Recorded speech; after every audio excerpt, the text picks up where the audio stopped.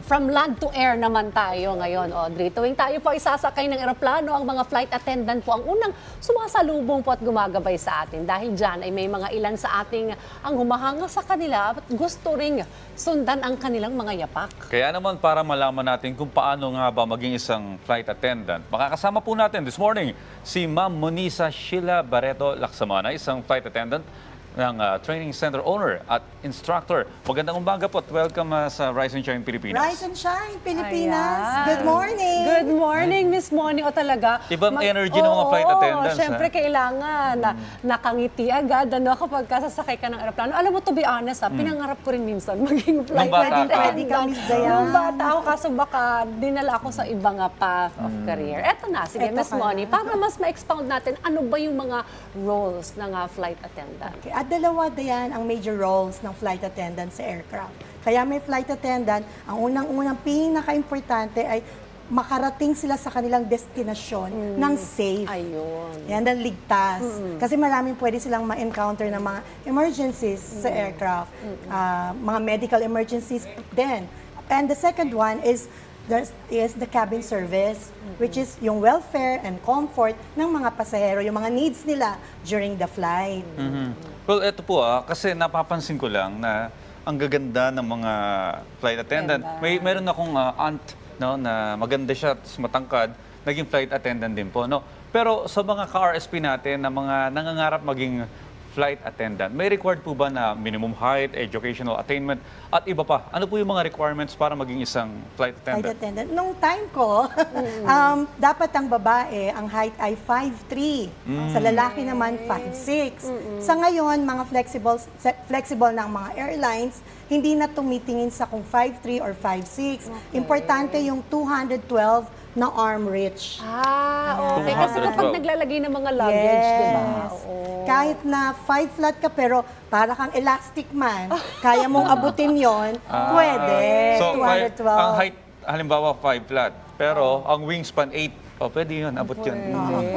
Okay. Bago maging opisyal na flight attendant, syempre kailangan mo nang sumailalim sa training. Gano'n ba katagal po usually yung training? At ano ba yung mga kailangan matutunan ng mga aspiring flight attendant? Naku, madami, Dayan. Sabi nga nila yung daw pag-aaral na ginagawa ng isang flight attendant during the training, pag ginawa niya habang nag-aaral siya, valedictorian na daw. It's really rigid, ang training. So kadalasan po, depende po sa airlines. Meron pong 5 weeks, may 6 weeks. Nung panahon ko po, tumagal ang training ko ng 1.5 months. Okay. Ganong katagal. Okay, so sa mga gusto mag-pursue ng career, patungo sa pagiging flight attendant, kamusta po yung perks or yung privileges. Sahod, ganyan. Sahod, Di ba? ganyan. Ako kasi nakakatuwa, nakaka-travel kayo sa iba't Libre. ibang bansa. Yun yung sinasabi nilang you travel for free. Pero bago mo naman narating yung lugar na yon, nagtrabaho ka naman muna. Diba? Sinilbihan mo muna yung mga pasahero. So yun ang isa sa mga perks, makakabiyahe tayo sa iba't ibang parte ng mundo. Hindi lang tayo rito sa Pilipinas. Kahit sa Pilipinas, iba-ibang parte ng Pilipinas. Tapos we have discounts din sa ticket. If halimbawa, gusto kong magbakasyon, makakakuha ko ng discounted na ticket, pati family, magulang. May body pass, di ba? Meron. Yun yung tinatawag na body pass. Tama. Tapos sa mga hotels, may mga discounts din kami all over the world. Hindi lang yung hotel sa atin sa Pilipinas. Pag nagbakasyon ka, gusto mo magstay sa mga hotel, syempre, accommodation, nagbibigay din po ng discount sa mga flight attendant. Or even when you dine in, dun sa restaurants, dun sa hotel, you'll be given discounts. And, of course, yung shopping, Dayan. Diba? Meron ding discount. Yes, kasi may duty-free, diba? Yun, duty-free. So, may tax-free ang ating shopping, Dayan. Ayun. Okay. Dun sa mga, ikaw ma'am, I'm curious to know, ilang taon ka naging flight attendant? Talibot mo na ba ang buong mundo? Ay, hindi pa naman kasi napakalaki ng mundo. I wish talagang nalibot ko lahat. Pero, modesty aside, marami na rin naman po ako napuntahan. Ang saya kasi, nakakalibot ka for free, sabi nga. Pero itong question ko, kasi marami tayong nakikita sa social media, even sa ibang bansa, na nagba-viral, na minsan yung mga passengers impatient or medyo may attitude talaga. Paano yung training sa mga flight attendants to ethical standards, social graces, to handle yung mga impatient na mga... Mga nag-irate na ng mga Naku, pasahero. marami yan. Sa tagal ko pong lumipad, ako po ay lumipad ng almost 15 years. 15 Naging years. cabin manager din po ako. Sa tagal ko pong lumipad, lahat na yata na experience ko sa loob ng flight. Tine-train din po kami kung paano kami sa customer service side. Paano pag may nagrereklamo, kailangan pasensyoso kami. Sabi nila, you have to be patient. Patient like a saint.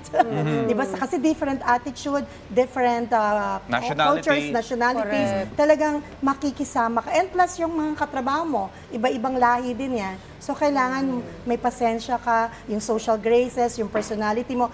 Yun din ang ina-advise ko, yung attitude talaga kailangan. Oo. Pero may napapansin ako, iba-iba yung nagiging entertainment na yung ginagawa ng mga flight attendants Dahil minsan. may mga games. Oh, hindi, na hindi. ganon. Yung kapag nag-demonstrate sila kung ano yung mga safety, yung iba kumakanta, yung iba sumasayaw. Hindi ko pa naranasan yung may kumakanta. Sa Cebu Pacific, okay. para bang may sayaw yung paglalagay nila ng ano, para to catch the attention ng mga passenger. So, ganun din po ba? Kasama rin sa training yan? Oo, kasama rin. May pag-games pa nga, di ba? Ang isang airlines na nabanggit mo kanina, di ba? Ayan. May mga pag-games para mag-enjoy talaga sila during the flight. Okay. Siguro ang advice na lang, final advice na lang sa ating mga manonood na gustong maging flight attendant. Okay, sa mga gustong maging flight attendant, huwag kayong mawawalan ng pag-asa, not until you get your dream.